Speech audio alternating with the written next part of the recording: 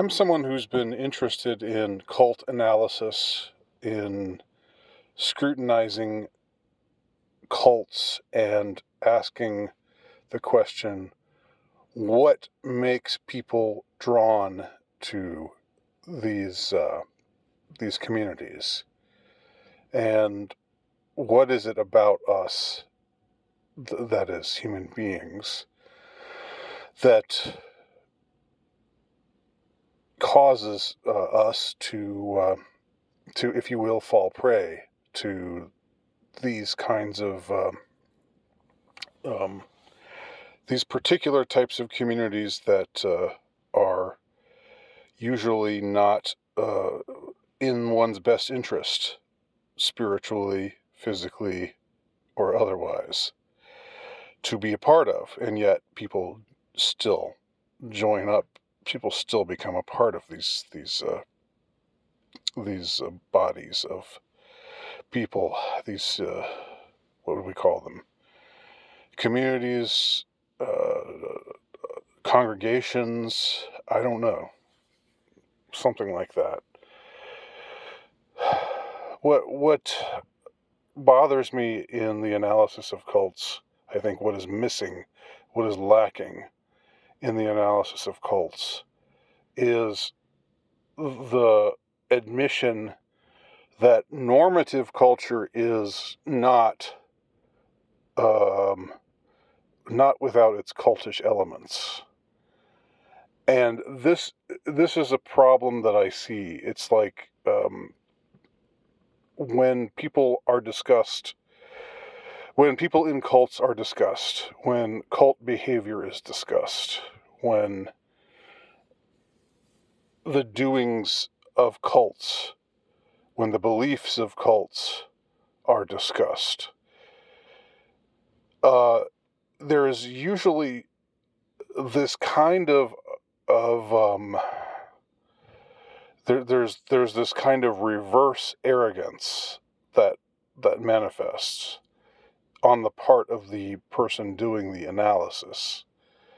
Not in every case. Sometimes people look at or analyze cult behavior in a way that is just intending to be dispassionate and just intending to look at what's there and not to evaluate it and not to encourage the reader or the watcher to feel any particular way about it. But I think that what we often find coming through in the analysis of cults, in these documentaries about cults or whatever it might be, whatever piece of media it might be, whether it's something done on film or on video or in the printed word form, there's just this presumption that normative culture, normative society today, in 2023, is somehow oh well, we're better than that because we don't do those kinds of things, because we're not in a cult, unlike these people. Well, really? Well, what do you do?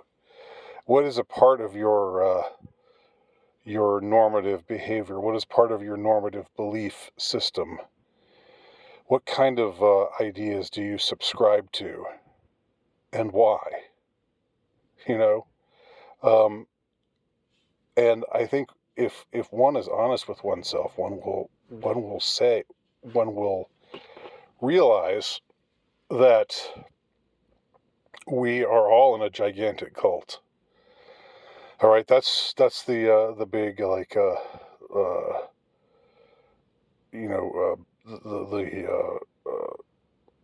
5 mile high approach to to this whole gestalt, if you will. You have these people looking at Scientology, or looking at NXIVM, or looking at Jehovah's Witnesses, or whatever. I don't want to be I don't. I really, the question of what is, what differentiates a cult from a religion. That's an interesting question, but it's not what I'm interested in right now. So it's one I'm going to gloss over for my purposes right now. But when you talk about the negative, the negative influence of cults and the negative influence of cult leaders, let's say, upon their followers, and how their followers just take to whatever the cult leader says. The cult leader is treated like he's a god, and like he's the one who knows the truth of things and knows what's best for you, and is looking out for your own best interests. Even when he's clearly making you do things that degrade you, and so forth. This is the mentality of cult followers. Well, I would offer to you that this is the mentality of a lot of people in our culture today, in 2023.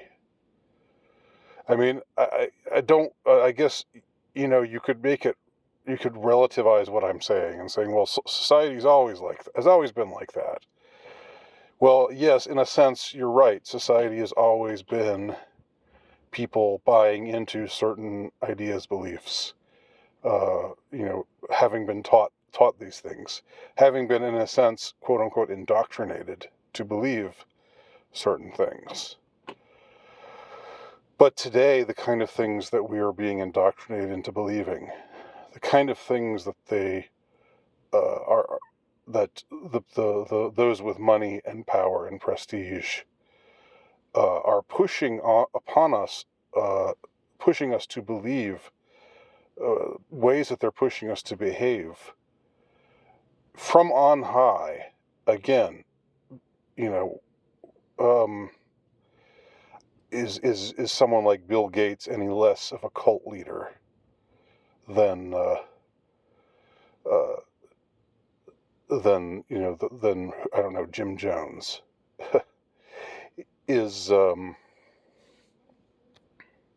What about the powerful forces who tell us that we shouldn't be offended by drag queen story hour? Just take a particularly egregious example of what I'm talking about. Who actually try to make us feel stigmatized and guilty and quote unquote toxic if we don't want any part of anything like drag queen story hour. And this is being pushed from on high, and yet people who analyze cults and who come to the conclusion, of, oh, these cult leaders, they're so evil, they're so manipulative, they're so toxic. They get inside people's heads and make them do things that they would never do, because they apply this manipulative pressure, by shaming them and also by love bombing them and this, that, and the other thing. All these kinds of tactics, which I think are valid. It's perfectly valid to draw attention to all of that. But then to just ignore, to say somehow in 2023 we aren't part of a gigantic cult, is definitely missing. Is it, would it be putting the cart before the horse? Would it be missing the forest for the trees? I don't know what metaphor I would use, what cliche metaphor I would use, but it's something like that. It's like you're in a massive. Well, I mean, I was going to try to come up with a parable on the spot, but let's not even be parabolic. Let's just be frank. Let's just state it the way that it is. We are a part of a massive cult. Some of us are dissidents from that cult. Some of us are trying to throw off the chains of those who want to make us thought slaves. Nevertheless, we are under their spell in the sense that, or we are under their control, we're under their authority, in the sense that if we go too far in expressing our revulsion against the things that they're trying to make us believe and the things they're trying to make us do, and so forth, there are severe penalties for getting out of line. Severe penalties. Or have you forgotten just 2 years ago what was going on in this country and in many, many other countries? Have you forgotten? Have you really forgotten?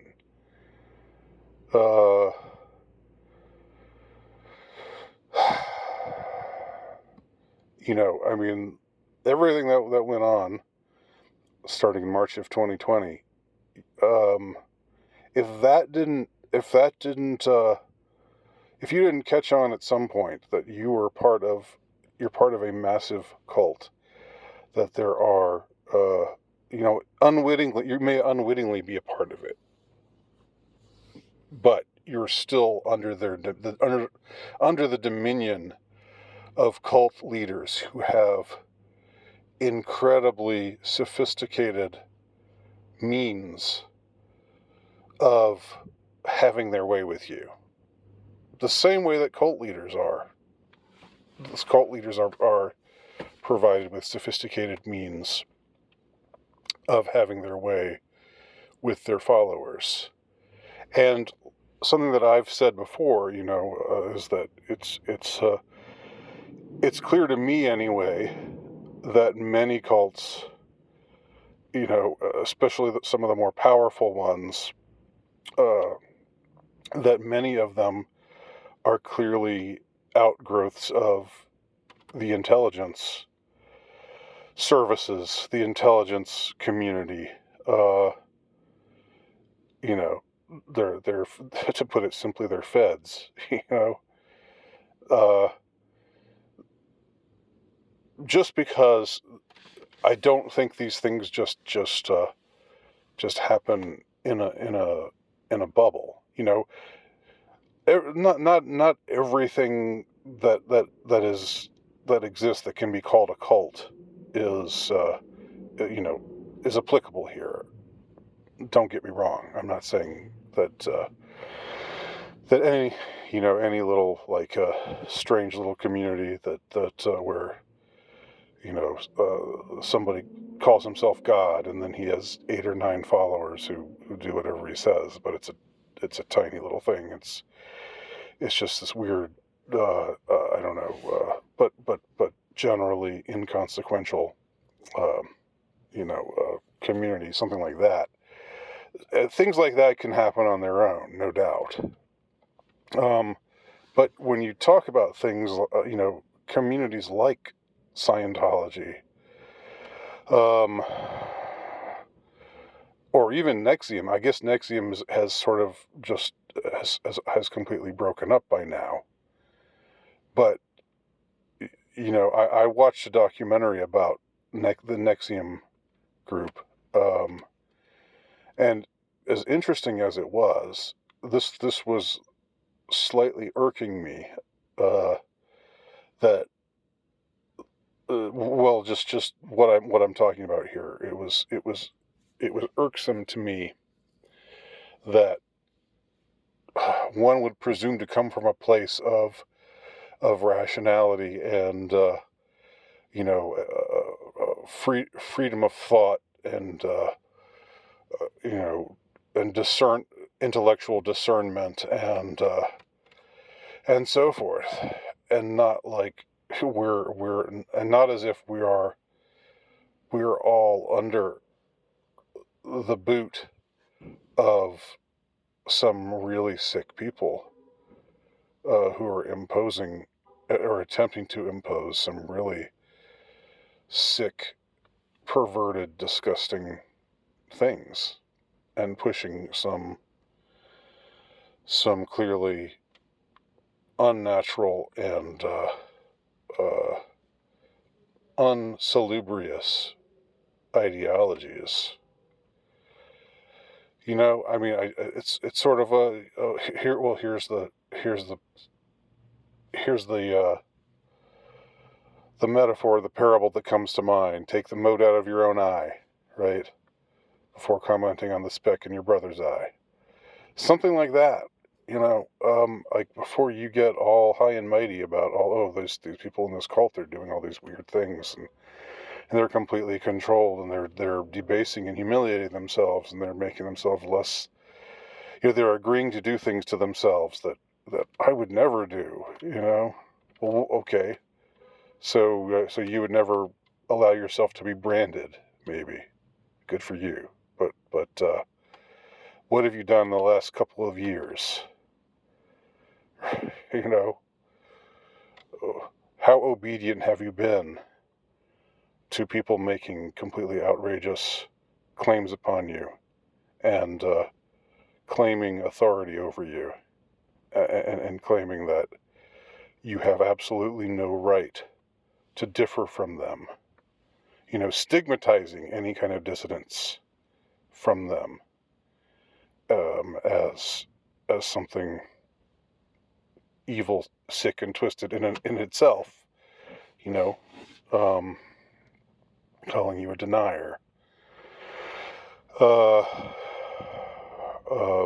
whatever kind of words that they use, you know, an anti this or an anti that, or pro Trump, or what, you know, even if you're not pro Trump, even if you don't care about Trump one way or the other, they'll still call you pro Trump if you don't go along with their cult mentality. Pro Trump has become just what they call anybody. Toxic is what they call anybody that doesn't fall in line. And they have other names. They have other. It's not just name calling though. They have very sophisticated ways.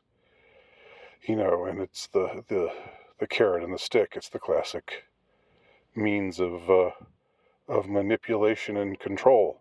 And they even admit to it. You know, like you read their literature, read about nudge theory. Cass Sunstein, I think, writes about this. Cass Sunstein, who was a mentor to Obama. You know, he has a book where he talks about nudge. You know, it's like, let's nudge people. You know, it's manipulation, but it's subtle manipulation. It's like we want to guilt them into doing the quote unquote right thing, but we don't want to be too overt about it. So we're just gonna apply this nudge kind of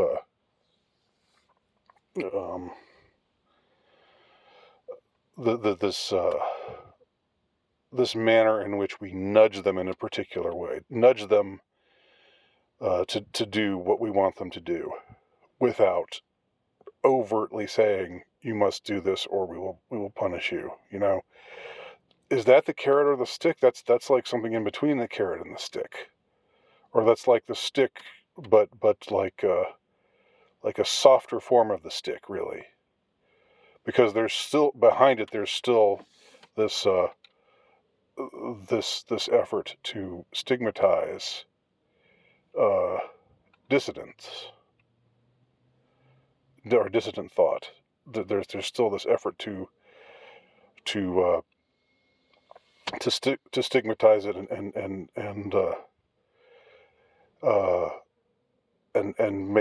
make dissident thought seem as if it were absolutely without merit and dangerous and all these things, but it's just a kinder, gentler form of the stick, because they're only nudging you. They're not shoving you. They're not shoving your face in it. They're nudging you towards it, right?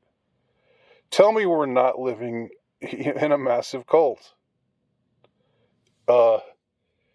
here in the Western world in 2023. Tell me we're not all victims of a cult, whether we want to be or not, whether we think about it or not. Even to the even those of us who fight against it, who are aware of it, and who fight against it, we're still in its thrall because it still has, people call it the inmates running the asylum, but it's not they aren't just crazy. They're evil. There's a difference. People who are crazy don't know what they're doing. People who are evil know what they're doing. And that's who rules over us, evil people. So, those are my thoughts on the notion of scrutinizing or analyzing, or in some cases criticizing cults, actual cults, while being unaware that, or just ignoring that we're living in a gigantic cult. That those who are our so-called rulers are cult leaders is very short-sighted, in my opinion. Thank you for watching.